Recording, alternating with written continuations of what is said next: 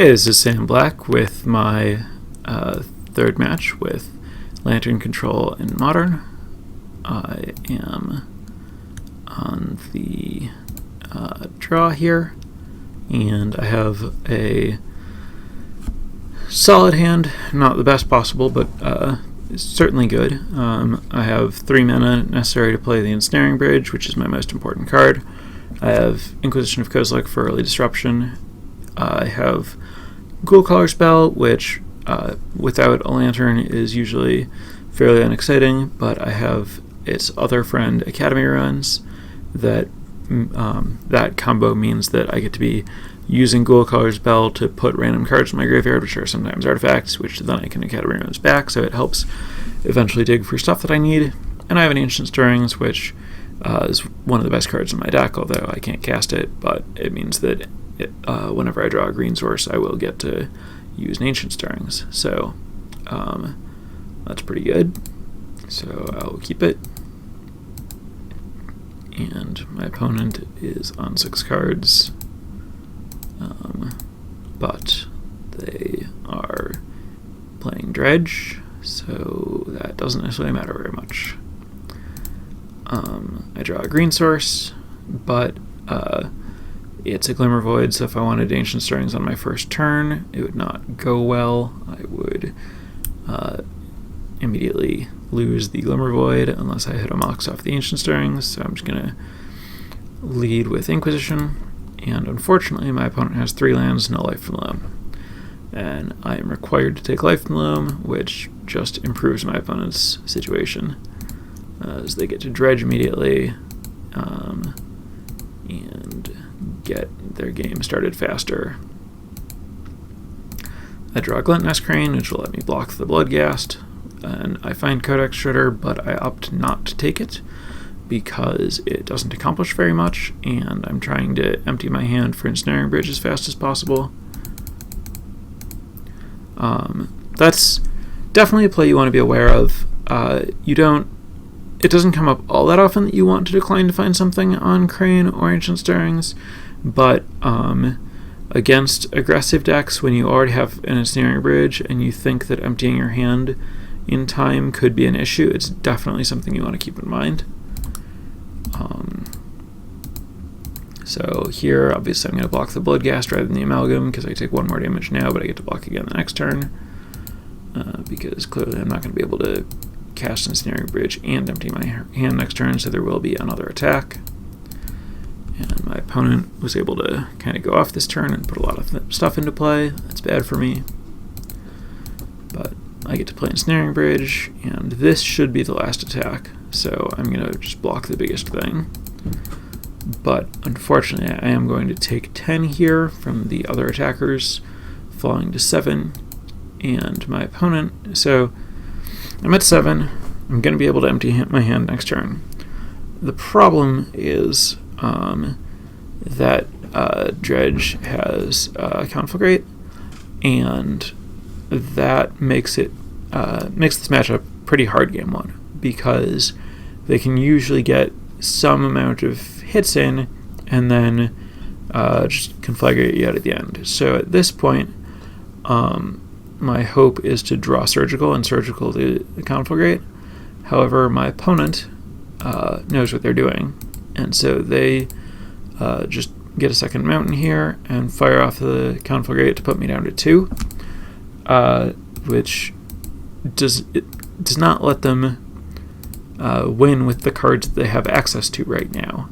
The creatures can't attack, and there's not another Conflagrate in their graveyard. But now I'm at 2. The next time they find a Conflagrate, I am dead, and now there's not a Conflagrate there for me to Surgical. Although I guess if they Dredge and their draw step hit a Conflagrate, if I draw a Surgical, I can just Surgical that one. So it's not as bad as it could be for me, but either way I don't actually have the Surgical, so it's still a pretty bad situation. So anyway, I'm gonna work to empty my hand here, and then alright, so here I hit 2 different cards that offer me theoretical strategies to win this game, but neither one is very effective. Option 1 is Inventor's Fair. I can attempt to gain life to get out of range of Conflagrate. The problem is I am at 2, and my opponent gets to look at a lot of cards and grow their hand fairly quickly, and there's basically just no way that I can possibly gain enough life to get out of range in time. And then the other option is Pyxis of Pandemonium, which allows me to exile cards, but only the top card of my opponent's library. But this means that I can at least use my library control cards to try to find a Conflagrate on top of my opponent's library and snipe it, and then maybe that can stop my opponent from getting one in their graveyard. So I go with the Pyxis and let my opponent dredge here. They find an Archimedes, which doesn't really matter. Cast Life from them, sure. I don't want to draw a Ensnaring Bridge. I need to find a Pyxis, or a Surgical, so mill myself, which also mills my opponent, but not a problem. Do it again. Still, the tops of these cards are bad. Let's Bell, and I got very lucky. The top of my opponent's deck is a Conflagrate, so I can exile it with Pyxis. If my opponent is only playing 2 Conflagrates, I probably win the game. If my opponent is playing a third, well, I'm halfway there, and now I just need to hope things break right such that I get to exile the other one. Draw a Bell, play it, pass.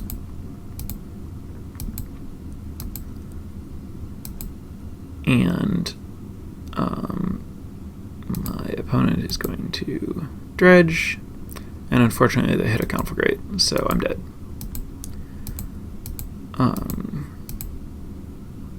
So that's the end of the first game. Now I get to sideboard. Sideboarding, obviously, always very good against dredge. Improves my situation considerably. And I'm going to take the play. So I have a hand that I'm definitely going to keep because it has a Grafdigger's Cage that I can cast. Brought in Nature's Claim against possible Leyline of the Void from my opponent, which might be wrong. I don't really know if that is enough of a concern. It's not really that good of a sideboard card for them anyway, but the life gain can also help in that Conflagrate space. I think I probably wouldn't recommend boarding this in, but I did. Anyway, so the big question with this hand is when to cast the Grafdigger's Cage, and I decide that I don't want to cast it on turn 1 because it lets my opponent know that their game is about finding a way to remove it, and I'd rather they make their first play based on not knowing that I have it. And this also means that I can use Glintnest Crane to try to find a Welding Jar to protect it, and I can use Needle to try to disrupt my opponent on turn 1. Needle is kind of effective on turn 1 and not effective later. I think I'm probably supposed to Needle Bloodcrazed Neonate, but I just kind of didn't think of it, and so I named a fetch land, try to get my opponent that way. I named Bloodstained Mire. I should have named Windswept Heath. I don't know if they play different numbers of them, but if they do, it would be more Heaths. Probably. But, anyway, my opponent doesn't have any of that. Just casts Faithless Looting. And now,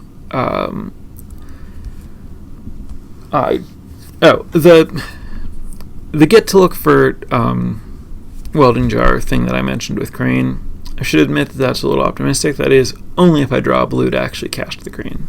But as it turned out, I drew Spellskite, so now I can play Spellskite first and then Grafdigger's Cage, and then I can have the Spellskite to protect the Grafdigger's Cage, which makes it way more likely to work.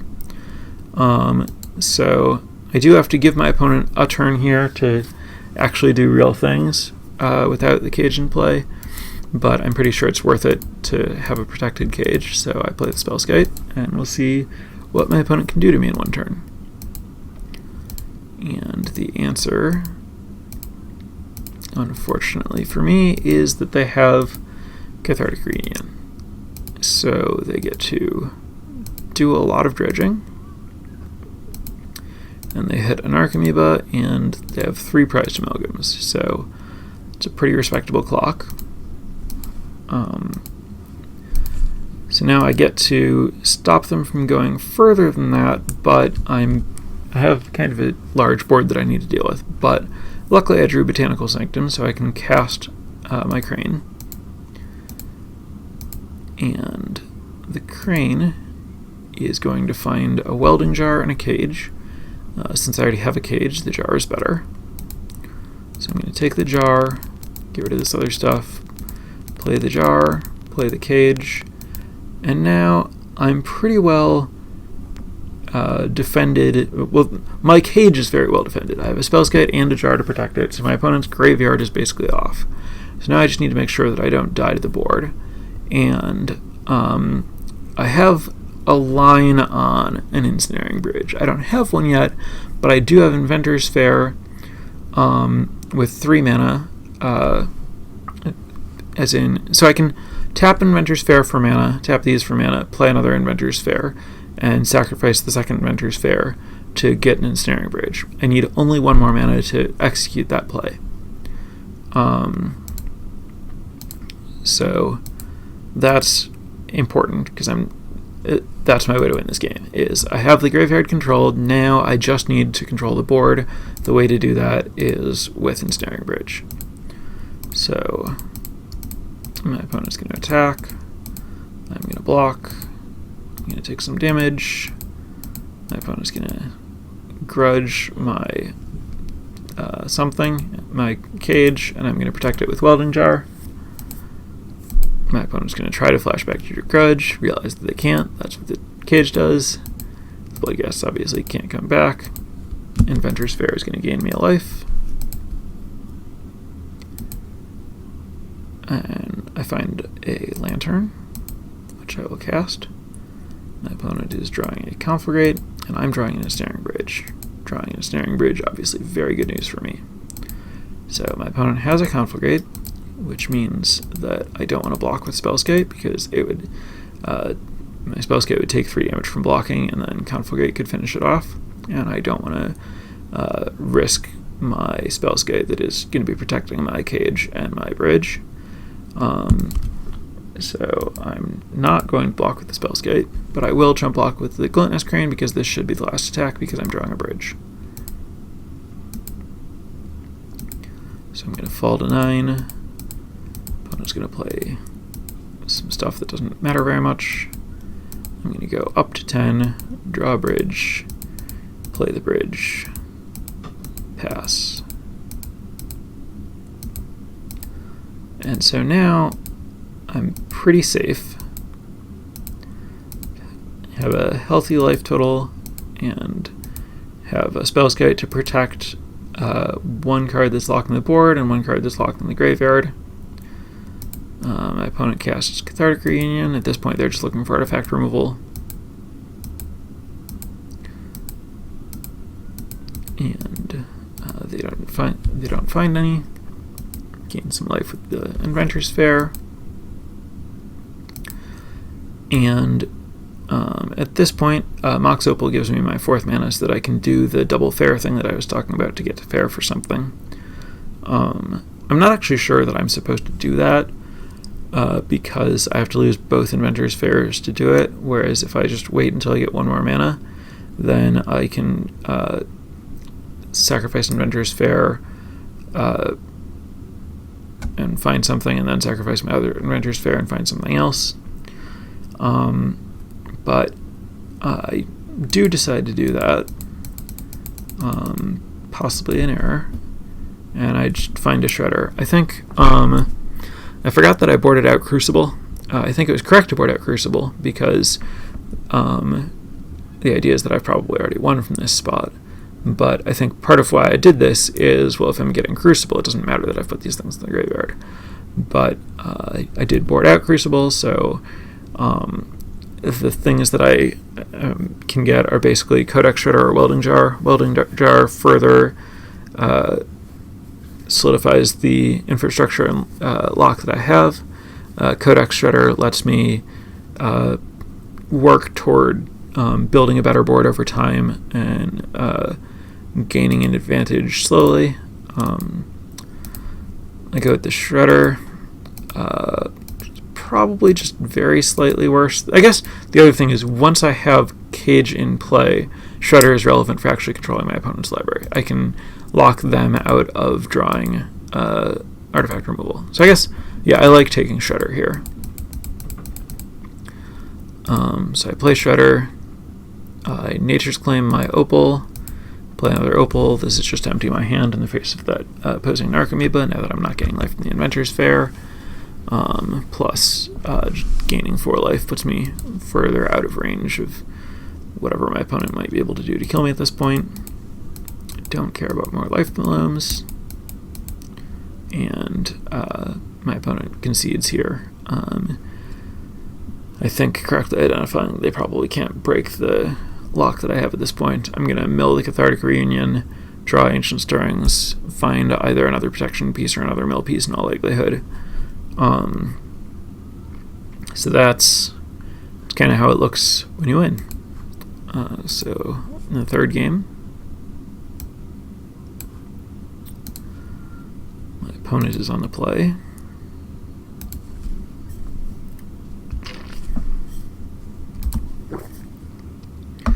And I have a Surgical, as well as a decent mix of lands and spells. But I'm basically going to keep on the strength of Surgical Extraction. And my opponent is going to just play a fetch land and pass, pretty unusual. And I am going to get Codex Shredder down because of these Glimmer Voids. And my opponent is just going to untap and play another Wooded Foothills. Sack Wooded Foothills, Sack Wooded Foothills, and cast Cathartic Reunion, discarding Grave Troll and Prized Amalgam. So, Cathartic Reunion discards as a cost, which means that after they've discarded before it resolves, I get a window to do something. And I'm going to Surgical the Grave Troll to stop my opponent from doing anything explosive here. And my opponent had another Grave Troll in hand. We will take that, leaving them with only a Conflagrate. But they do still get to draw 3 cards from this point. So the leaving them with only a Conflagrate thing, not necessarily all that relevant. I'm going to shred myself, because I don't want to shred my opponent. And unfortunately, I hit a Cage. If I had not shredded myself, I would have drawn that Cage, which would have been fantastic, but not what happened. So I'm just going to Stirrings, find some lands, take an Academy Ruins. Academy Ruins, obviously, pretty good hit, since it lets me get this Cage back at some point. Play a land, Inquisition my opponent, and they drew an Ancient Grudge, which I will take. So now my opponent knows about the Academy Ruins, so they know that with mana I can get back Ancient Grudge, or not Ancient Grudge, Grafdigger's Cage. They can destroy my Glimmer Void by using Ancient Grudge on my Codex Shredder, but the problem is they don't really care that much about the Codex Shredder, but it does blow up my land, and they do not have anything else going on, so they fire off the Grudge on my Shredder. I should have shredded myself, but I didn't. And the Shredder dies, and they put Conflagrate in their graveyard. And then my Glimmer Void dies, but not to worry, I have enough mana. Play Glentinous Crane, find most relevantly an Ensnaring Bridge among a lot of decent options, but I'm going to take the Ensnaring Bridge because that's the other half, that plus Grafdigger's Cage, of the combo that locks out my opponent's deck. And so now my opponent doesn't have anything going on. Hitting that Grave Troll has my opponent has not been able to find a Stinkweed Emperor Life from Loam, so I've halted their development. They're on just using regular draw steps. And I drew a Welding Jar, which is obviously great. It protects these important cards that I have. And I could play Ensnaring Bridge, but there's no real point because my opponent doesn't have any creatures in play. I would rather just get Grafdigger's Cage down as soon as possible, because that's kind of step one on my opponent's threats come from the graveyard into play, and then from in play to attacking me. And they have not done the get into play part yet, so I'd rather try to stop that part. So get back Cage, draw the Cage, play another Crane, and now I have so I'm going to take the Lantern, because Lantern plus Shredder is that other combo that really secures all the stuff. Take Lantern, and now there is a Stinkweed Imp that slipped through the cracks, but I can double block that with 2 Glint Nest Cranes. One of them will die, the Stinkweed Imp will die, Grafdigger's Cage will mean that I don't really care about the Stinkweed Imp dredging anything. I could also just take the hits and then protect myself with Ensnaring Bridge, but I'd rather trade. But my opponent